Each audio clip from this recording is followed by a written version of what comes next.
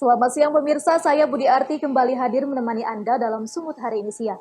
Siang ini kami telah merangkum sejumlah informasi terkini di antaranya. 3 pria pelaku pencabulan anak di bawah umur diringkus petugas Unit Perlindungan Perempuan dan Anak Polres Simalungun. BNN Tapanuli Selatan tangkap oknum wartawan pengedar sabu. Anggaran COVID-19 Nias Utara tidak transparan, Komisi 3 DPRD gelar rapat dengar pendapat. Selain cuplikan berita tadi, kami juga akan menghadirkan beragam informasi lainnya. Pemirsa, kita jelang Sumut hari ini siang selengkapnya.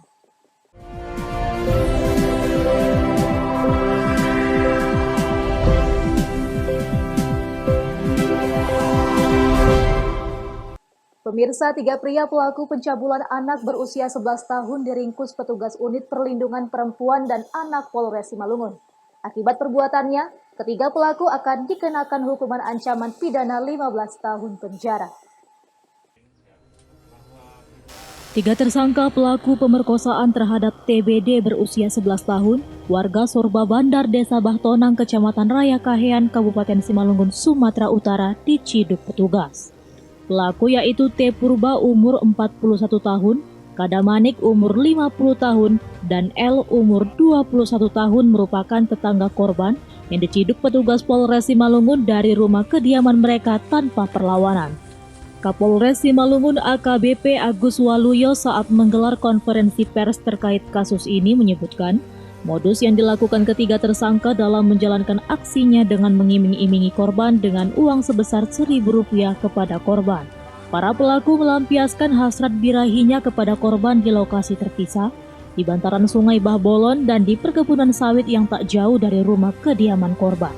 Kasus ini terungkap setelah saksi mata keluarga korban melihat aksi salah seorang pelaku dan melaporkan peristiwa ini kepada orang tua korban yang langsung meneruskannya kepada pihak kepolisian setempat. Para pelaku dijerat pasal berlapis pasal 81 JO, pasal 76D, Peraturan Pemerintah Pengganti Undang-Undang RI Nomor 1 Tahun 2016 tentang perubahan kedua atas UU RI Nomor 23 Tahun 2002 tentang perlindungan anak dengan ancaman hukuman 5 tahun dan maksimal 15 tahun penjara.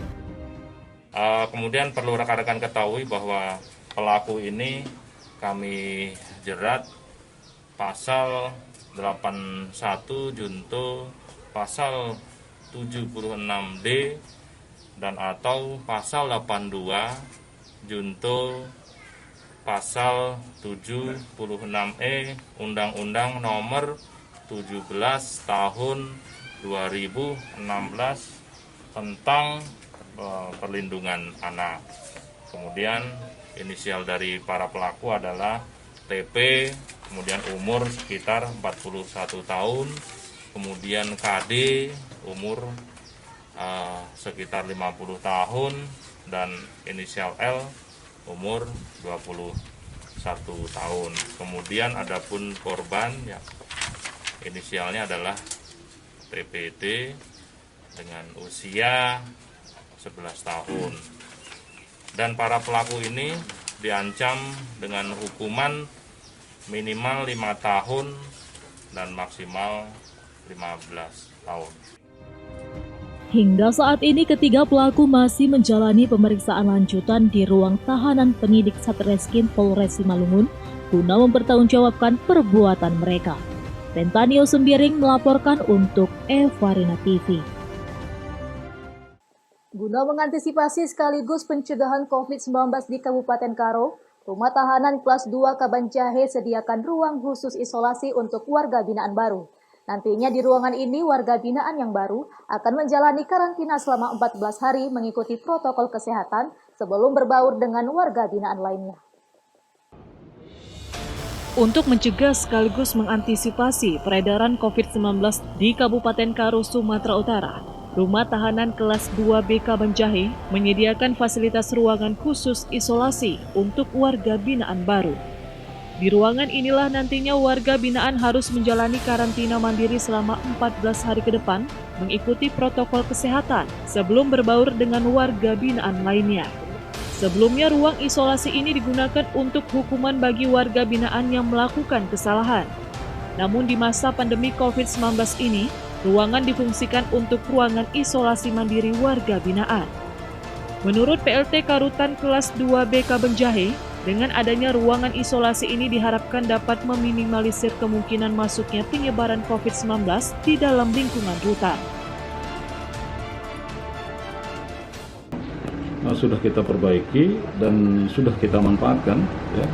Dan ruang isolasi itu kan sesuai dengan peruntukannya untuk mengisolasi, ya, bagi narapidana maupun tahanan. Batasi untuk mereka-mereka yang misalkan yang berpenyakit menular, ya kan, yang melakukan gangguan keamanan ketertiban, yang apalagi sekarang dengan COVID-19, ya kalau terjadi pengulangan tindak pidana terhadap warga binaan yang kita asimilasikan, nah sesuai dengan arahannya yang bersihnya Pak Menteri, maka kita isolasi mereka di ruang isolasi tersebut sampai mereka selesai menjalani pidana ditambah dengan yang lama.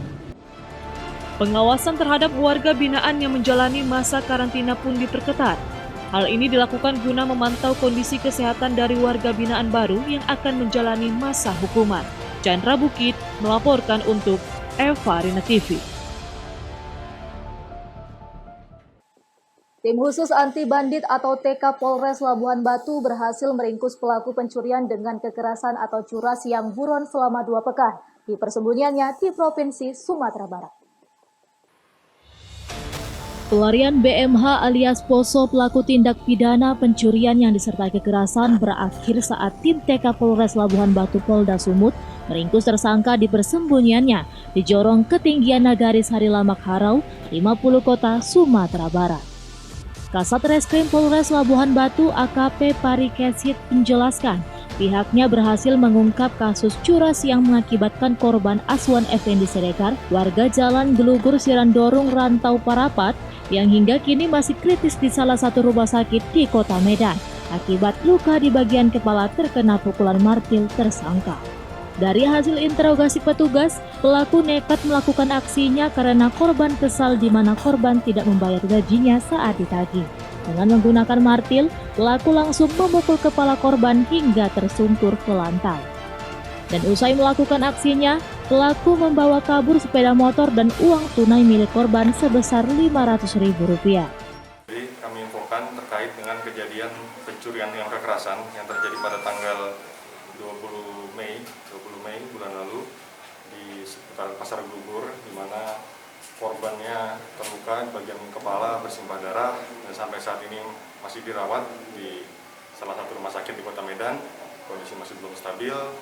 Jadi 2 hari yang lalu tim khusus anti bandit atau TK Polres Labuhan Batu berhasil mengamankan 1 orang tersangkanya berinisial BMH di Kecamatan Harwa, Kabupaten 50 Kota, Provinsi Sumatera Barat. Dan guna proses lebih lanjut, kini tersangka ditahan di Mapolres Labuhan Batu beserta barang bukti berupa sebuah martil, baju korban, dan 1 unit sepeda motor milik korban yang dibawa kabur pelaku sebelum nantinya dikirim ke JPU dan dijerat dengan pasal 365 KUHP dengan ancaman maksimal 15 tahun penjara. Ucok Sitorus melaporkan untuk Eva Rina TV. BNN Tapanuli Selatan tangkap oknum wartawan pengedar sabu. Beritanya akan hadir sesaat lagi.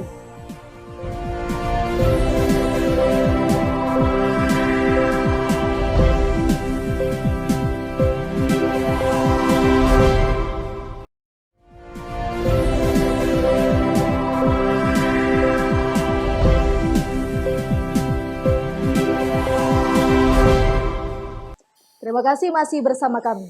Pemirsa, pura-pura jadi pembeli, petugas Badan Narkotika Nasional Kabupaten Tapanuli Selatan menangkap 2 pelaku pengedar narkotika jenis sabu di Padang Sidempuan. Saat dilakukan penggeledahan, petugas menemukan 3 paket sabu siap edar dan seorang pelaku mengaku sebagai wartawan media online. Dengan tangan terborgol, 2 tersangka yang merupakan jaringan pengedar narkotika jenis sabu di Kota Padang Sidempuan, Sumatera Utara, IS dan rekannya AS, tidak berkutik saat digiring petugas Badan Narkotika Nasional Kabupaten Tapanuli Selatan (BNN) ke kantor BNN Tapanuli Selatan. Saat dilakukan penggeledahan, petugas menemukan 3 paket narkotika jenis sabu-sabu dan 3 buah kartu pers dari dompet Isyang mengaku sebagai wartawan di salah satu media online. Kronologisnya pertama-tama adalah ada aduan masyarakat tentang adanya peredaran atau penjualan daripada sabu, ya, dalam hal ini narkotika sabu. Kemudian dari tim kami, tim berantas, melakukan penyidikan, langsung menangkap seseorang atas nama Margaret Tonga, ya. Kemudian didalami dan ditindaklanjuti dengan penangkapan terhadap atas nama Ismail. Jadi tersangka ini statusnya pengedar atau gimana? Ya, ini masih pendalaman, ya. Tapi yang jelas kami dalam hal ini untuk menindaki tentang jaringan yang terjadi terhadap peredaran narkoba yang ada di mereka lakukan. Barang bukti yang diamankan dari lokasi berapa banyak? Paket? 3 paket. 3 paket? Ya, 3 paket. Itu milik kedua tersangka? Milik keduanya. Selain lanjut hukumnya gimana nih Bu? Ya, ini dalam hal ini kita akan proses untuk pengungkapan jaringannya. Ini diproses di BNN langsung atau ada BNN langsung? BNN langsung. Hingga saat ini, petugas dari BNN Tapanuli Selatan masih terus melakukan pengembangan terhadap jaringan pengedar narkoba di wilayah Kota Padang Sidempuan dan Tapanuli Selatan. Para tersangka dijerat dengan pasal 112 dengan ancaman hukuman 4-20 tahun penjara. Azan Sinaga melaporkan untuk Eva Rina TV. Pemirsa, DPRD Komisi 3 Kabupaten Nias Utara gelar rapat dengar pendapat bersama pemerintah daerah. Rapat ini dilakukan untuk membahas anggaran penanganan COVID-19 Nias Utara sebesar 30 miliar yang dinilai tidak transparan. Rapat dengar pendapat yang digelar di ruang paripurna kantor DPRD Kabupaten Nias Utara untuk menggali kepastian atas informasi yang simpang siur dan menuai kritik dari berbagai kalangan akhir-akhir ini. Pasalnya, asas transparansi anggaran COVID-19 sebesar 30 miliar rupiah tidak diketahui penyalurannya. Jenis-jenis pengeluaran yang dikucurkan tim gugus selama ini tidak diketahui pasti oleh masyarakat. Pada rapat dengar pendapat, dihadiri oleh Sekretaris Daerah, Kepala Bapeda, Kepala Dinas Kesehatan, dan Kepala BPBD. Komisi 3 DPRD Kabupaten Nias Utara mengharapkan kepada Pemda atau tim gugus percepatan penanganan COVID-19 untuk membuka selebar-lebarnya ke publik tentang penjabaran anggaran yang telah dibelanjakan dari total anggaran 30 miliar rupiah. Hingga masyarakat dapat mengakses setiap saat dan tidak mencurigai adanya konspirasi dibungkus oleh oknum tertentu pada pengelolaan anggaran tersebut. Di hadapan DPRD Komisi 3, Kepala Badan Penanggulangan Bencana Daerah Kabupaten Nias Utara Herman Zibuea selaku pengguna anggaran pada tim gugus mengakui bahwa anggaran COVID-19 untuk saat ini telah mencapai 3 miliar rupiah, sehingga sisanya berjumlah 27 miliar lagi. Ada yang kami tutupi sebenarnya, cuman barangkali ada kesalahan miskomunikasi saja barangkali ya. Ya, dana totalnya 30 miliar 500 juta lebih. Kemudian yang sudah dibelanjakan kurang lebih 3 miliar. Ya, secara garis besarnya Pak, apa saja item-item yang telah dibelanjakan? Pembelian alat-alat kesehatan, yang pertama, yang kedua pembagian biaya langsung tunai kepada para hamba Tuhan. Selain itu, Faugo Nazo Harefa, selaku anggota DPRD Komisi 3, meragukan penjabaran jenis-jenis pengeluaran yang dituturkan oleh tim gugus melalui selembaran kertas dan diharapkannya anggaran tersebut tepat sasaran dan tidak disalahgunakan. Faugo Manuzega melaporkan untuk Eva Rina TV. Awal Juni 2020, Satuan Narkoba Polres Tapanuli Selatan berhasil meringkus 21 orang tersangka penyalahgunaan narkoba dari Kabupaten Tapanuli Selatan dan Padang Lawas Utara. Satu di antara tersangka merupakan kepala desa yang masih aktif di Kecamatan Dolok, Kabupaten Padang Lawas Utara. Dari kasus ini, petugas berhasil menyita puluhan gram sabu dan ganja.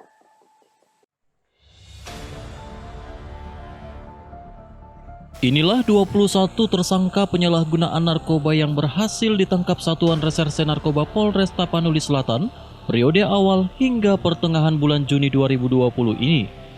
2 orang di antara tersangka ini merupakan pengguna ganja, sementara 19 orang lainnya merupakan pengguna sabu-sabu. Kapolres Tapanuli Selatan AKBP Roman Sumaradana mengatakan, para tersangka merupakan pengguna aktif narkoba di lingkungan masing-masing. Mereka ditangkap dari Kabupaten Padang Lawas Utara dan Kabupaten Tapanuli Selatan. Dari penangkapan 21 orang tersangka ini, petugas berhasil mengamankan 3,4 gram ganja, 2,3 gram sabu-sabu, sejumlah uang tunai serta telepon seluler yang dipergunakan para tersangka untuk bertransaksi narkoba. Salah seorang tersangka merupakan Kepala Desa Purbatua Kecamatan Dolok Kabupaten Padang Lawas Utara. Kepala desa ini ditangkap karena mengkonsumsi sabu-sabu. 2 tersangka kasus ganja dan 19 orang kasus sabu-sabu.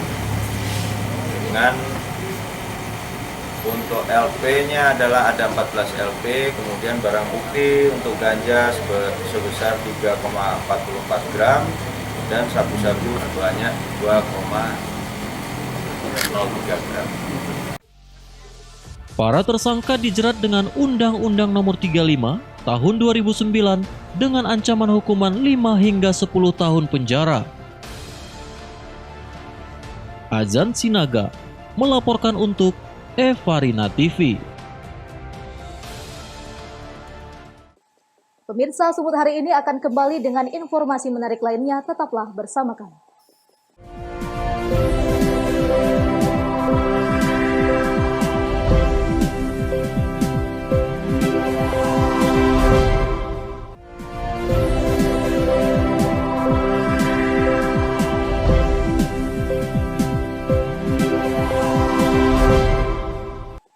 Terima kasih Anda masih di Sumut hari ini. Pemirsa, terkait persoalan pencemaran limbah yang menjadi keluhan masyarakat, pemerintah Kota Tanjung Balai melakukan sidak ke PT Halindo Berjaya Mandiri. Terkait persoalan pencemaran limbah PT Halindo Berjaya Mandiri di Kelurahan Perjuangan Kecamatan Teluk Nibung, Wali Kota Tanjung Balai M. Syahrial melakukan inspeksi mendadak. Bukan saja melakukan sidak, pemerintah Kota Tanjung Balai juga memeriksa instalasi 3 kolam yang menjadi tempat pengolahan limbah PT Halindo Berjaya Mandiri yang terletak di belakang bangunan PT tersebut. Wali Kota Tanjung Balai M. Syahrial mengatakan, proses penyelesaian IPAL dan AMDAL PT Halindo dinilai kooperatif selama ini. Namun limbah harus dikaji laboratorium agar masyarakat sekitar tidak resah kembali. Tentunya kami dari aparat pemerintah sudah melihat bahwasanya dari Dinas Lingkungan Hidup sudah mengeluarkan rekomendasi terhadap konsultan yang akan melakukan kajian laboratorium terhadap perusahaan Halindo. Dan yang kedua, dari Dinas Perizinan sudah mengeluarkan izin lingkungan. Tentunya ini kita menunggu proses yang dilakukan oleh pihak perusahaan mengeluarkan kajian IPAL. Setelah kajian IPAL ini keluar, tentunya aparat pemerintah dan aparat penegak hukum akan memantau sampai mana persoalan IPAL ini selesai dan mudah-mudahan tidak akan kejadian risau masyarakat Tanjung Balai. Wali Kota menambahkan, prosedur pengolahan harus diperhatikan juga proses pembuangan limbah tersebut. Bagaimanapun dampak limbah akan sangat berpengaruh bagi kehidupan masyarakat di sekitar perusahaan. Wanda Pratama melaporkan untuk Evarina TV. Masifnya penyebaran COVID-19 di Sumatera Utara membuat sejumlah pihak bahu-membahu untuk melakukan pemeriksaan secara dini. Pihak Universitas Sumatera Utara sendiri saat ini tengah menyalurkan 10.000 alat rapid test di beberapa kabupaten dan kota di Sumatera Utara.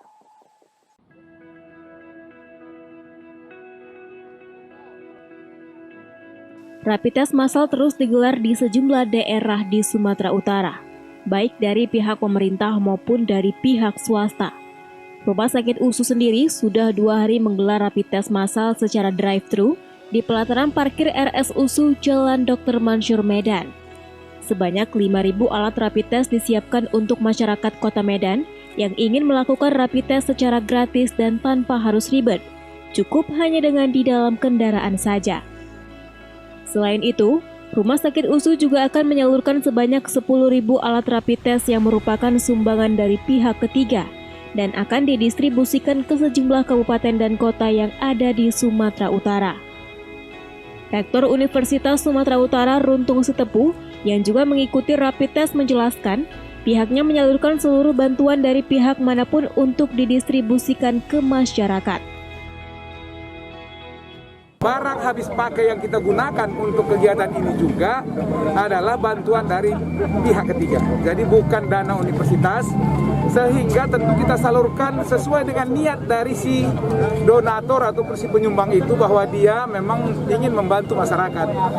Jadi banyak donatur yang telah memberikan sumbangan kepada Universitas Sumatera Utara, baik berupa reagensia, kemudian alat rapid test, dan berbagai APD-APD yang diserahkan itu tidak pernah satu pun kita lakukan komersialisasi di sini. Gratis datangnya, gratis kita berikan kepada masyarakat. Dari ratusan yang mengikuti rapid test selama 2 hari ini, belum ada satupun yang hasilnya reaktif.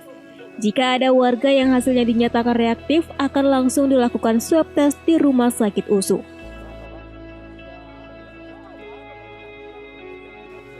Daniel Pekuali melaporkan untuk Evarina TV.